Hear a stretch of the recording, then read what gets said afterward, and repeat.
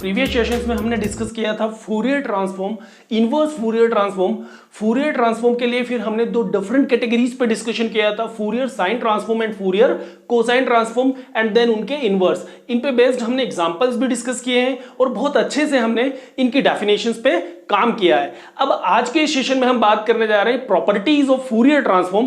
Properties of Fourier transform, जैसे हमने Laplace transform में प्रॉपर्टीज डिस्कस किए थे, लगभग वही प्रॉपर्टीज हम फूरियर ट्रांसफॉर्मेशन के लिए भी सीखने जा रहे हैं। यहां पे भी इनके इतने ही मायने होंगे जितने लेप्लास ट्रांसफॉर्म में हुआ करते थे। बात करते हैं first property of Fourier transform, shifting property of Fourier transform. अब इस फूरियर ट्रांसफॉर्म के लिए यदि हम शिफ्टिंग प्रॉपर्टी को डिस्कस करें तो इसका स्टेटमेंट जो होगा वो होगा कि सपोज हमारे पास कोई भी एक फंक्शन है एफ ऑफ एक्स, तो एफ ऑफ एक्स टाइप के फंक्शन का फूरियर ट्रांसफॉर्म हम अच्छे से जानते हैं होता है एफ बार ऑफ एस, जहां एक्स जो है वो हमने टाइम डोमेन के पैरामीटर के लिए कंसीडर किया है और एस को हमने फ्रीक्वेंसी पैरामीटर यहां पे माना है। ठीक है, अब यदि एफ एक्स टाइप के फंक्शन का Fourier transform F bar type का कोई एक फंक्शन होता है, एक्स टाइप का वेरिएबल जो है ट्रांसफॉर्मेशन के बाद एस वेरिएबल में जाता है, तो शिफ्टिंग प्रॉपर्टी हमसे कहता है फूरियर ट्रांसफॉर्म के लिए कि then the Fourier transform of the function f of x minus a will be e to the power ias f bar of s। बहुत सिंपल सा प्रॉपर्टी है, अच्छे से हम इसको सीख सकते हैं, समझ सकते हैं। अब देखिए यहां पे अपने को करना क्या होगा, सिंपली x टाइप के किसी फंक्शन का फूरियर ट्रांसफॉर्म हम जानते हैं f बार ऑफ s होता है, डेफिनेशन हमने लास्ट सेशंस में डिस्कस किए हैं। तो fx की जगह यदि फंक्शन हमारे पास कैसा आ जाए, यहां पे F of x minus A type का आ जाए, तो हमको करना क्या होगा कि जो भी आपका एफ एक्स है उस एफ एक्स के फूरियर ट्रांसफॉर्मेशन में आप ई पावर आई ए एक्स से मल्टीप्लाई कर दें। यदि हम एफ एक्स के फूरियर ट्रांसफॉर्मेशन में ई पावर आई ए एक्स का मल्टीप्लाई कर देंगे तो एफ एक्स की बजाय हमको F of x minus A type के फंक्शन का फूरियर ट्रांसफॉर्म जो है वो मिल जाएगा। अब देखिए इसको थोड़ा सा हम और सिंप्लीफाइड फॉर्म में लिखना चाहें तो हम लिख सकते हैं e to the power I A s. अब ये देखिए एफ बार ऑफ एस की प्लेस पे हम क्या लिख सकते हैं, Fourier transform of f of x. तो यहां से हमको और अच्छे से कंसेप्ट क्लियर हो रहा है कि एक्स टाइप के किसी फंक्शन एफ एक्स का फूरियर ट्रांसफॉर्म एफ बार है, तो एफ एक्स की प्लेस पे एक्स माइनस ए टाइप का फंक्शन आए तो उसका फूरियर ट्रांसफॉर्म क्या होगा, एफ ऑफ एक्स माइनस ए को कंपेयर करके हम एफ ऑफ एक्स पे लेके चलें और उस एफ एक्स का फूरियर ट्रांसफॉर्म लें और उसको ई पावर आई ए एस के साथ हम मल्टीप्लाई कर दें, तो हमको F of x minus A type के फंक्शन का फूरियर ट्रांसफॉर्म जो है वो मिल जाएगा। तो अब हम बात करते हैं इसके प्रूफ की।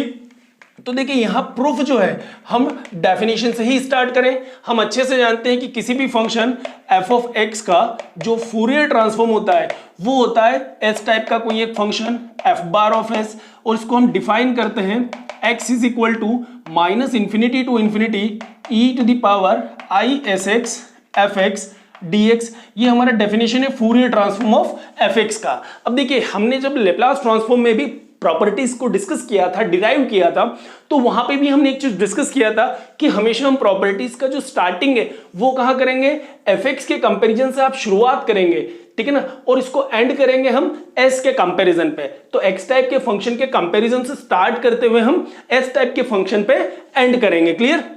तो वही कंसेप्ट हम यहां पे भी यूज करने जा रहे हैं। अब देखिए डेफिनेशन 1 हमसे कहता है कि एक्स टाइप के किसी फंक्शन एफ एक्स का फूरियर ट्रांसफॉर्म जो है इस डेफिनेट इंटीग्रल के माध्यम से हम डिफाइन कर रहे हैं, डेफिनेशन ऑफ फूरियर ट्रांसफॉर्मेशन।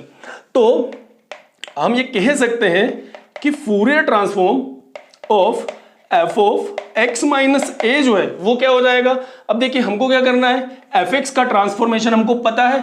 अब एफ एक्स है तो यहां एफ एक्स, अब यदि हम एफ ऑफ एक्स की प्लेस पे एफ ऑफ एक्स माइनस ए ले लें तो हमें क्या करना पड़ेगा, राइट साइड के डेफिनेट इंटीग्रल में भी एफ एक्स को एफ ऑफ एक्स माइनस ए से रिप्लेस करना पड़ेगा।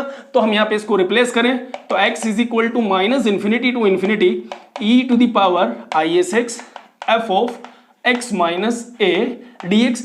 we have replaced here fx by f of x minus a। अब देखिए इस डेफिनेट इंटीग्रल को सॉल्व करना है।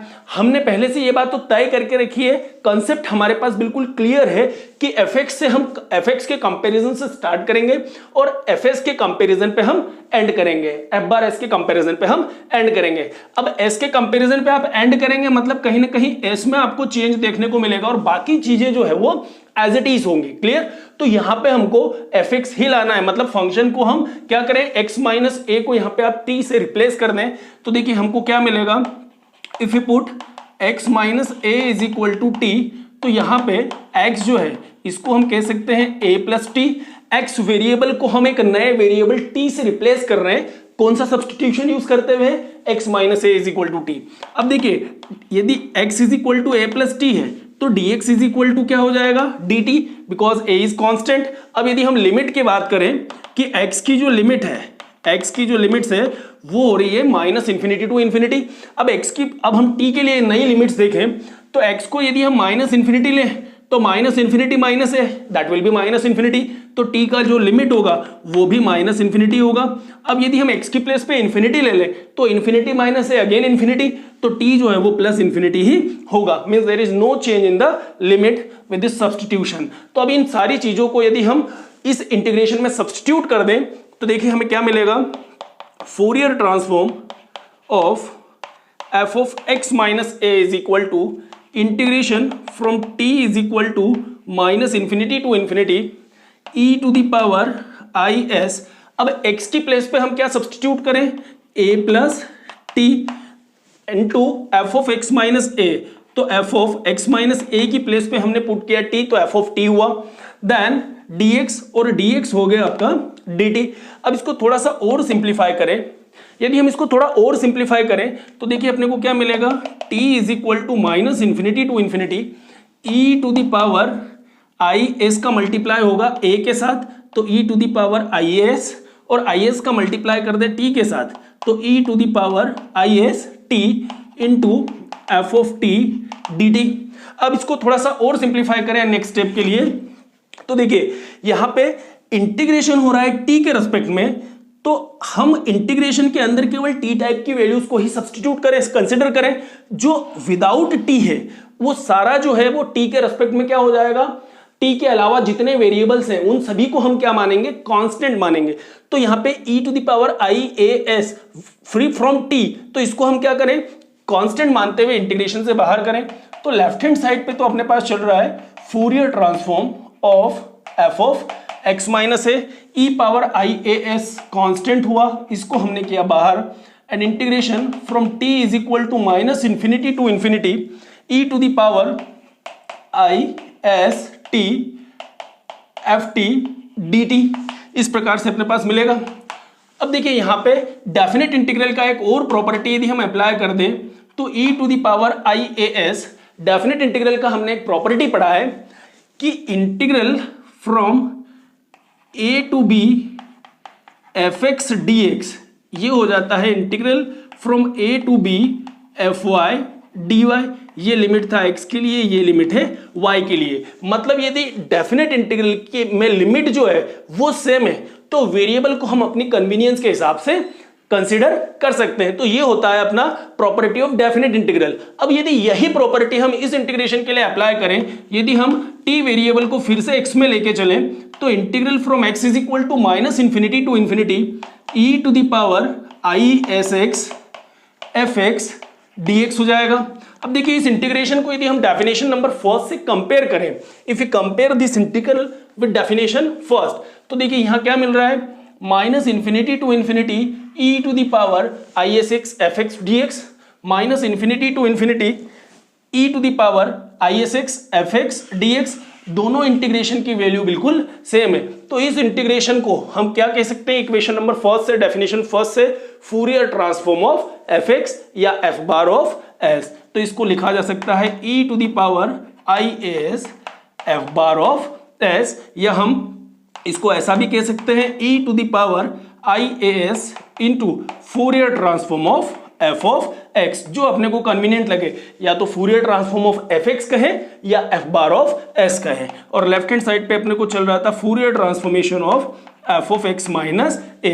तो इस प्रकार हमने बड़ी आसानी से यहाँ पे शिफ्टिंग प्रॉपर्टी के लिए रिजल्ट को जो है वो डिराइव कर दिया। जो रिजल्ट हमको चाहिए था बड़ी आसानी से यहाँ पे अपने को देखने को मिल गया। अब इस प्रॉपर्टी को हम अप्लाई किस टाइप के फंक्शंस पे करेंगे, सपोज अपने पास x माइनस ए टाइप के फंक्शंस आ जाए, तो ऐसे फंक्शंस के केस में हम क्या करेंगे, इस प्रॉपर्टी को यूज करेंगे। अब जैसे मान लो अपने को sin x का सपोज अपने को साइन एक्स का फूरियर ट्रांसफॉर्म पता है, साइन एक्स की जगह हमारे पास फंक्शन कैसा आ जाए, sine x minus pi by 2 type का आ जाए।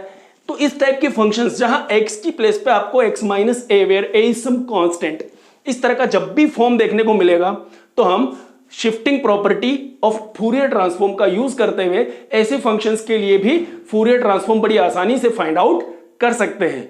लैप्लास ट्रांसफॉर्म के केस में शिफ्टिंग प्रॉपर्टी थोड़ा डिफरेंट होता था, यहां पे हमने थोड़ा डिफरेंट टाइप का शिफ्टिंग प्रॉपर्टी यूज किया है। अब लैप्लास के केस में यदि हम थोड़ा सा कंपेयर करें, थोड़ा सा कोरिलेशन यहां सेट करने की कोशिश करें, तो वहां आपको लैप्लास के केस में इनवर्स लैप्लास ट्रांसफॉर्म के लिए हमने जो शिफ्टिंग प्रॉपर्टी देखा था वही शिफ्टिंग प्रॉपर्टी आपको यहां पे देखने को मिलेगा फूरियर ट्रांसफॉर्मेशन के केस में। आई होप कि आपको आज का पूरा सेशन जो है वो क्लियर हुआ होगा।